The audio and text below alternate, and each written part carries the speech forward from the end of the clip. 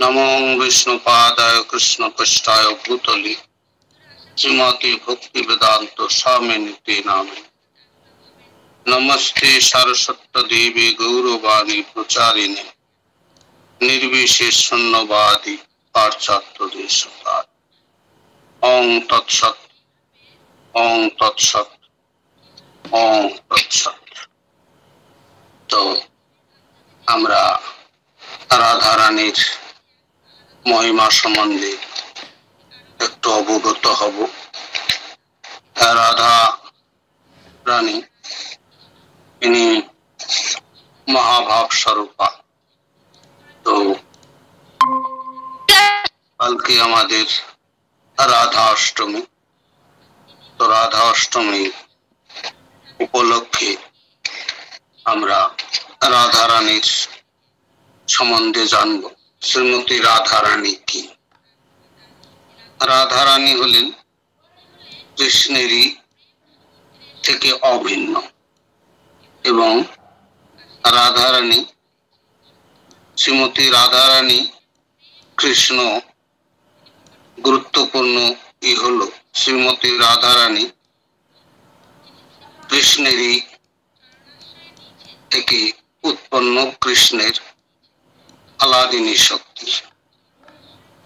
রাধা রানী সাধারণ নারী নন, যেমন মানুষ অনেক সময় মনে করে। তো ভগবানের আলাদিনী শক্তি হলেন রাধা রানী। তো রাধা রানী একদা ভগবান শ্রীকৃষ্ণ তার বাম অঙ্গ থেকে রাধা রানীকে সৃষ্টি করে। রাধা রানী সাধারণত যখনই উৎপন্ন হন তখনই রাধা রানী ধাবিত হন। তাই কেন? ভগবানের আরাধনা করার জন্য। তো ভগবানকে আরাধনার জন্য ধাবিত হন, তাই ভগবানের সব সময় সেবা করেন। তো তাই আরাধিকা শক্তি, তাই রাধা রানীকে অনেক সময় বলা হয় রাধিকাই বলা হয়, কারণ আরাধিকা শক্তি। তো এই আলাদিনী শক্তি যার মাধ্যমে ভগবান আনন্দ আস্বাদন করেন। তো রাধা রানীর সাথে অনেক লীলা আছে, তো আমরা দুই একটা বলার প্রয়াস করব। রাধা রানী প্রথমে তো কৃষ্ণের বিবাহ, রাধা রানীর বিবাহ। তো এমনি রাধা রানীর সাথে কৃষ্ণের বিবাহের কথা আগে থেকেই চলতেছিল। তো যোগমায়া এর মাঝখানে একটু হস্তক্ষেপ করে, কারণ রাধা রানী কে মা যশোদা খুব পছন্দ করতেন। তো তাই রাধা রানীকে নিজের পুত্রবধূ করবেন বলে ওনাদের খুব ইচ্ছা ছিল নন্দ মহারাজের, এবং বৃষভানু রাজারও খুব ইচ্ছা যে নন্দ মহারাজের বাড়িতেই রাধা রানীর বিবাহ। কিন্তু পূর্ণমাসী অনেক কৃষ্ণের যোগমায়া শক্তি, কৃষ্ণের ইচ্ছা যেটা সেটাই হবে। তো তাই যোগমায়া শক্তি হঠাৎ করে বললেন যে রাধা রানীর বিবাহ দেওয়ার জন্য বৃষভানু রাজা স্থির করলেন। কিন্তু যোগমায়া উনি বিশেষ করে বৃন্দাবনের পূর্ণমাসী বলা হয় ওনাকে, পূর্ণমাসী। তো উনি সবাই শ্রদ্ধা করে বৃন্দাবনে। তো উনি বললেন গণনা করে যে দিনটা এই বছর রাধা রানীর সাথে কৃষ্ণের বিবাহটা সেরকম শুভ দেখছি না। তো কতদিন তো বৃষভানু রাজা রাখতে পারে না কন্যাকে, তাই বৃষভানু স্থির করলেন যে না, এত দেরি করা যাবে না, 1 বছর কে কি হয় তার ঠিক নাই, আমার কন্যাকে তাড়াতাড়ি বিয়ে দিই। এইভাবে বিবাহের দেখতে দেখতে দেখলেন একজন ভালো সন্ধান পেলেন পরে, অভিমন্যু। অভিমন্যুর সাথে বিবাহ ঠিক হয়ে গেল। এইভাবে ঠিক হওয়ার পরে মা যশোদার মনটা তেমন একটা ভালো না, যে আমাদের পুত্রবধূ একমাত্র রাধারানীকে করব, তার মধ্যে রাধারানী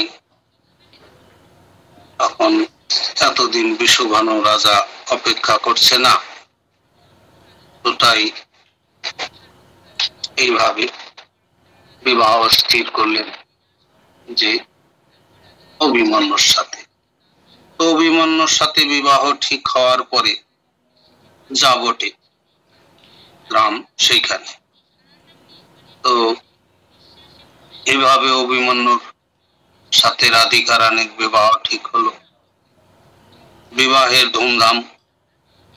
তো অভিমন্যু নন্দ মহারাজের বাড়িতে আসলেন, নিমন্ত্রণের কার্ড নিয়ে নিমন্ত্রণ দিতে আসলেন। তো মা যশোদা রাধারানীর জন্য অনেক অলংকার, একদম 1 বক্স স্বর্ণর অলংকার সুসজ্জিত রেখেছেন। তো অভিমন্যুকে বলল যে তোমার পত্নীর জন্য আমি কিছু অলংকার আদি বানিয়েছি, তো তুমি এটা নিয়ে যাও। তো এইভাবে অভিমন্যু সেই অলংকারের বক্সটা নিয়ে যাচ্ছে, মাথায় উঠিয়েছে। আর এইদিকে ভগবান কৃষ্ণ মা যশোদাকে বলছে, এটা কি? বলছে ওই রাধারানীর বিবাহ হচ্ছে অভিমন্যুর সাথে, তো তাই আমি কিছু অলংকার দিচ্ছি। একদম বিশাল বড় বক্স। তো কৃষ্ণ করছে কি, পূর্বে থেকেই রাধারানীর ড্রেস অলংকার সব পাঠিয়ে দিয়েছে তার সখার কাছে, যে তুই এটা ললিতার হাতে দিবি। তো এইভাবে সে ড্রেসটা নিয়ে গেছে, আর বক্সটা খালি। তো কৃষ্ণ করছে কি, বক্সের ভিতরে ঢুকে গেছে, আর বন্ধুকে বলছে যে তালা মেরে এটা চাবিটা অভিমন্যুর মার কাছে দিবি, মানে যশোদার। তো যশোদা তো জানে আগে থেকেই এটা যেখানে রাখা আর কি চাবিটা সেখানেই রেখেছে, আর কৃষ্ণ ঢুকে গেছে বক্সের মধ্যে। তখন মা যশোদা অভিমন্যুর হাতে চাবিটা দিয়ে বলছে, তোমার পত্নীর জন্য আমি কিছু অলংকার আদি বস্ত্র আদি দিয়েছি, এই তো বিবাহের সময় এটা লাগবেই, তো তুমি নিয়ে যাও। তো এইভাবে তখন বিবাহ হবে, আর এই দিক দিয়ে অভিমন্যু এটা নিয়ে গেছে। আর বক্সটা ভারী ভারী লাগছে, অভিমন্যু মনে করছে না যেন কি দিয়েছে, অনেক প্রচুর সোনা ধন দৌলত দিয়েছে। তো অভিমন্যু নামিয়ে রেখে ললিতা আদি সখীদের বললেন, এই যে চাবি, মা যশোদা এর মধ্যে সব অলংকার আদি দিয়েছে রাধারানীর। তো রাধারানী তো চিন্তায় পড়ে আছে কৃষ্ণের সাথে বিবাহে, অভিমন্যুকে পছন্দ করছে না, কিন্তু রাধারানী বলছে, হায় আমার কি ভাগ্যে কি হবে, কৃষ্ণকে ছাড়া আমি কারো বিবাহ করব। সেইভাবে রাধারানী বসে আছে, মন বেশি খুশি না। আর এদিক দিয়ে ললিতাকে তো আগে ড্রেস দিয়ে দিয়েছে, সেগুলা পরিয়েছে, রাধারানীকে সাজানো হয়ে গেছে, সবকিছু অলঙ্কার আদি মা যশোদার পরানো হয়ে গেছে। তো অভিমন্যু এগুলা বলছে। তখন ললিতার একটু বুদ্ধিমান বেশি, তখন একটু সন্দেহ হয়েছে, কি ব্যাপার, এটা তো আমার কাছে আগেই দিয়ে গেল, আর এই বক্স আসার, ওই বক্সের মধ্যে কি আছে। তো সবাই খুব চিন্তা যে কৃষ্ণকে রাধারানীর বিবাহ কৃষ্ণের সাথে হবে, আর কৃষ্ণই নাই, কি করে হবে। তো বক্স খুলেছে, দেখে কৃষ্ণ। তো সবাই একদম আনন্দে উৎপন্ন হয়ে গেছে। বক্সের থেকে তালা দিয়ে খুলেছে, খোলার পরে কৃষ্ণকে যে বের করেছে, তখন রাধারানীর সাথে আনন্দে একদম বিভোর কৃষ্ণের, আর রাধারানীও খুশি। এই দিক দিয়ে অভিমন্যু বিবাহের কি হচ্ছে, তখন কৃষ্ণ ছোট্ট বালক রূপে আছে। তো বিবাহের সময় কৃষ্ণ কান্না করছে। তো অভিমন্যু বিবাহের যা যা ব্রাহ্মণ বলছে সেগুলা ওই সময় কৃষ্ণ কান্না করছে, তো অভিমন্যু কৃষ্ণের হাত দিয়ে করাচ্ছে। বিবাহের করি ফাঁকা বা বিভিন্ন যে আনুষঙ্গিক কাজ সব কৃষ্ণ করে নিচ্ছে। এখন 7 পাক ঘোরার সময় কৃষ্ণ কান্না করছে, তো রাধারানীর আঁচলের সাথে বাঁধতে হবে। তো তখন কৃষ্ণকেই বেঁধে দিয়েছে, অভিমন্যু করছে পিছনে পিছনে, নাকি সামনে সামনে। তো এইভাবে কৃষ্ণ সাথেই বিবাহ হয়, পুরোটাই কৃষ্ণ সাথে রাধারানীর। তারপরে রাধারানীর সাথে কৃষ্ণের লীলা আদি শুরু হয়। তো এইটা বিবাহের দিনে একটা বিশেষ কৃষ্ণের লীলা, যাকে মুনি ঋষি যোগীরা তপস্যা করেও পায় না, সেই কৃষ্ণ এরকম রাধারানীর সাথে খোলাখুলি লীলা প্রদর্শন করেন। একদা সুবল সখা, সুবল সখা হলো বিশেষ গুরুত্বপূর্ণ সুবল। একদা কৃষ্ণ সুবল সখাকে বলছেন, সেই কোকিলাবন বলছেন, আমি রাধারানীর, কৃষ্ণ অনেক বাঁশি বাজিয়েছেন রাধারানীর। তো কৃষ্ণের বেণুর ধ্বনি শুনে রাধারানী চেষ্টা করছে কি করে বাইরে বেরোনো যায়, কিন্তু বেরোনোর কোনো উপায় নেই। জটিলা লাঠি নিয়ে বসে আছেন গেটে। এখন রাধারানী কি করে মিলে, আর কৃষ্ণের বাঁশরি এমনই, যাকে উল্লেখ করে বলবে, ডাকবে, তারই কানে শুনবে, আর কেউ শুনবে।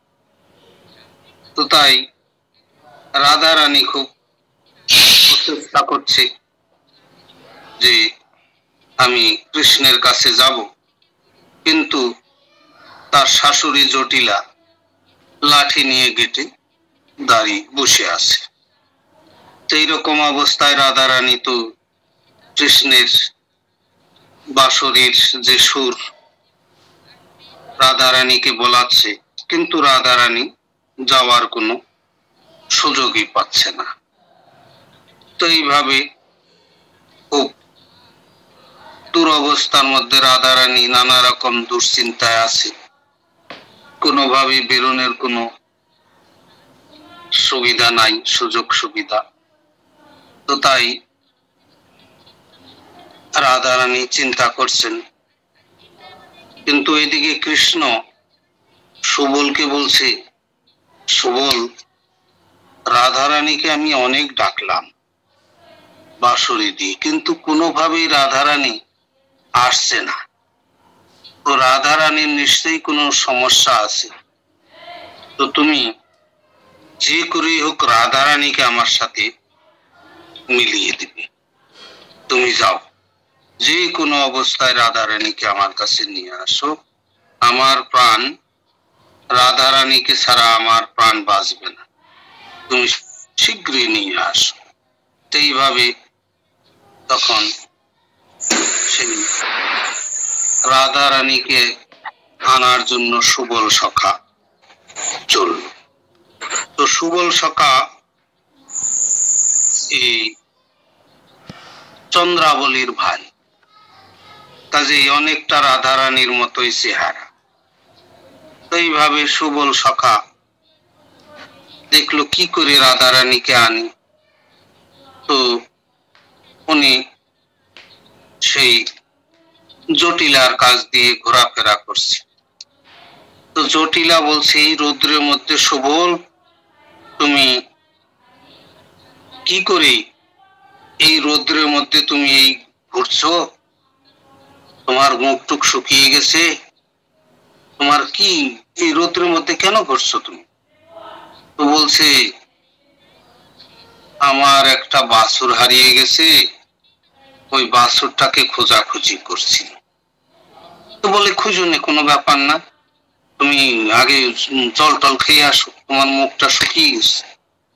তো তখন সুবলকে এইভাবে জল খাওয়ানোর জন্য পাঠিয়ে দিয়েছে সেই জটিলা। বলছে, আমার বৌমা আছে ভিতরে, তুমি জল খাও, তোমার গলাটা শুকিয়ে গেছে, তোমার মুখ টুক শুকিয়ে গেছে। তো তখন সুবল চন্দ্রাবলীর ভাই আর চন্দ্রভানুর পুত্র, তার মুখমণ্ডল ঠিক রাধারানীর মতোই।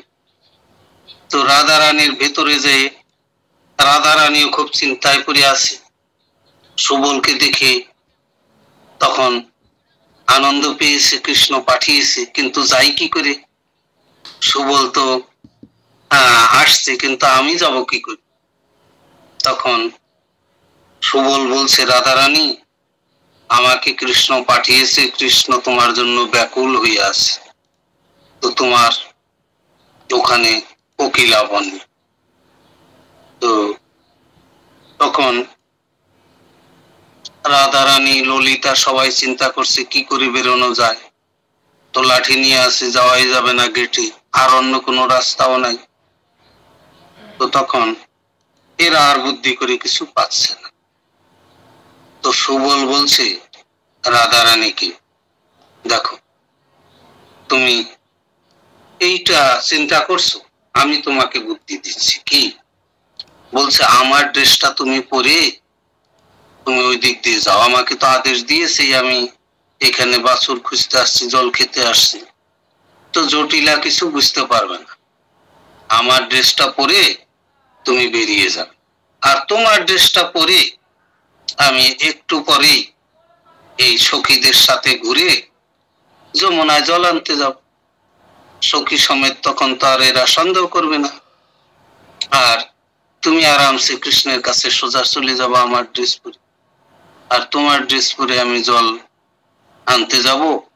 ওই বাহানায় ওই যমুনার ঘাটে তুমি এসে যাবে, তোমার ড্রেস আমি আমার ড্রেস পরে নেবো, তুমি তোমার ড্রেস পরে আবার জল নিয়ে চলে আসবে। তো বলছে, এটা তো দারুণ বুদ্ধি। তো তখন রাধারানী বলছে, আমার স্তন গুলা কি করে সামলাবো, এত বড় বড় লম্বা চুল কি করে সামলাবো? তখন সুবল বলছে যে, ঠিক আছে, তুমি চুলটাকে আমি উপরে ভালো করে সাজিয়ে দিব, বোঝা যাবে না, গুছিয়ে উপরে চূড়ার সাথে কি করে দিব, আমার মোটুকের সাথে ঢাকা পড়ে দাও। আর তোমার স্তন ঢাকার জন্য একটা ছোট্ট বাছুর কোলে করে নিয়ে যাবে, তখন বুঝতে পারবে না তোমাকে।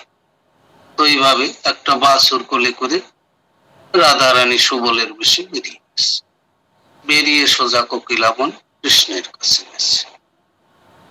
আর এদিকে কৃষ্ণ সুবলকে দেখে বলতেছে, সুবল, তুমি খালি হাতে চলে আসলে, রাধারানীকে নিয়ে আসলে না। আমার রাধারানীর জন্য খুব ব্যাকুল হয়ে পড়েছি, তুমি আমার কথাটাও বুঝলে না। তো এইভাবে বলছে। তো তখন সুবল রূপী রাধারানী কৃষ্ণকে বলতেছে, রাধারানীর গেটের সামনে সেই তার শাশুড়ি লাঠি নিয়ে বসে আছে জটিলা, আর কটিলা যে সব সময় কুটিলপনা করে, তো এর মধ্যে রাধারানী আসবে কি করে? তাই আমি ঘুরে আসলাম। কৃষ্ণ আরো দুঃখ পাচ্ছে, সুবল, একটা কাজ তুমি করতে পারলে না।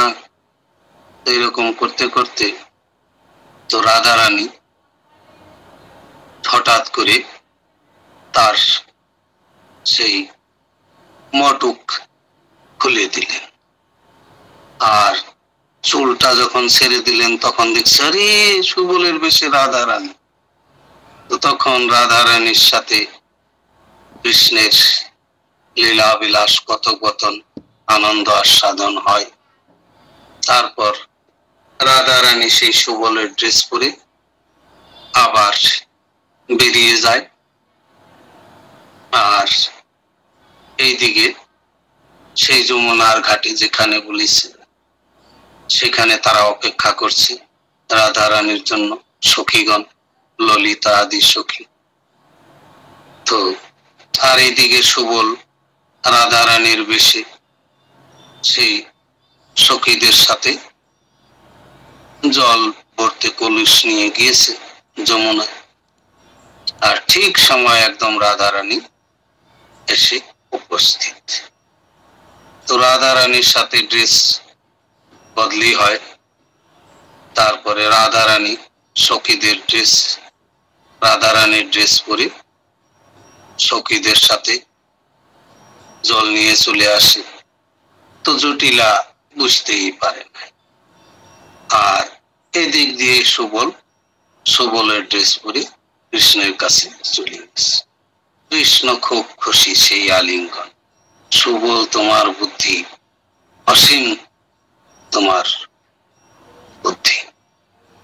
এইভাবে রাধারানী এবং সুবলের ছদ্মবেশে রাধারানী গিয়েছিল কৃষ্ণের সাথে। এইভাবে অনেক লীলা আছে। একদা খুব সন্দেহ করে সে রাধারানীকে খুব সব জায়গায় আটকিয়ে দিচ্ছে, কৃষ্ণের সাথে মিলতে দিবে না। তো একদা রাধারানী এরকম আসে না, হঠাৎ করে কৃষ্ণ রাধারানীর ওখানে অভিমন্যুর বেশে ঢুকে গেছে। তো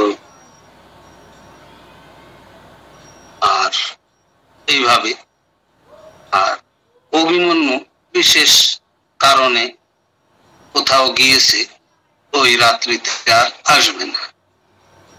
আর এদিকে অভিমন্যুর বেশি কৃষ্ণ এসে গেছে। তো রাধারানী তো চিনতে পেরেছে, সেখানে রাধারানীর সাথে ছিলেন ভগবান কৃষ্ণ। তারপরে সকালবেলা ভোরে উঠে কৃষ্ণ পালিয়েছে, বুঝতেই পারেনি। আর অভিমন্যু এসে গেছে তখন, এরাও বুঝতে পারে, আরে অভিমন্যু এখন আসছে। তো এখানে অভিমন্যু অনেক পরে আসে, আর কৃষ্ণ আগে চলে গেছে। তো এইবার এদের সন্দেহ হয়েছে। কটিলা যে বিছানা চেক করেছে, তো দেখছে রাধারানীর বালিশের কাছে বাঁশি পড়ে আছে, কৃষ্ণের বাঁশি। তখন সবাইকে, জটিলাকে দেখাচ্ছে, দেখছো তোমার পুত্রবধূ কেমন কৃষ্ণের সাথে শুয়েছিল। তো তখন সবাই আল্লাহ গুলা, তাই তো বাঁশি কৃষ্ণেরই তো। তো তখন এইভাবে রাধারানীর খুব অপমান করা শুরু করে। তখন সেই সময় যোগমায়া পূর্ণমাসী উপস্থিত হয়। তো পূর্ণমাসী জিজ্ঞেস করে, কি হয়েছে?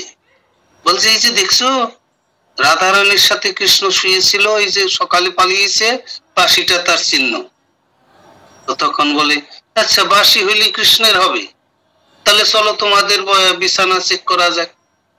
তো কুটিলার বিছানায় গেছে, তো কুটিলার বালিশের সাথেও বাঁশি। কুটিলা, তাহলে তোমার কাছে কৃষ্ণ শুয়েছিল, এই যে তোমার বালিশের সাথে বাঁশি, তোমার বালিশের উপরে বাঁশি কৃষ্ণের।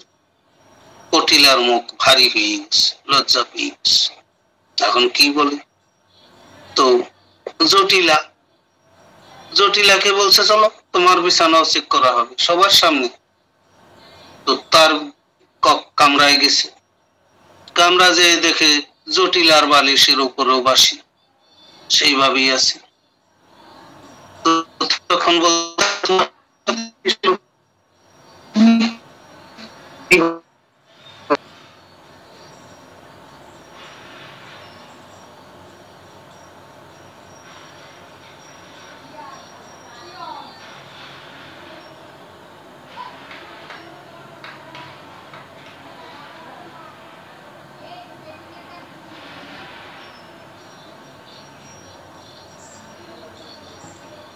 হরে কৃষ্ণ, কথা শোনা যাচ্ছে? হরিবল, হ্যাঁ প্রভু শোনা যাচ্ছে, হরিবল।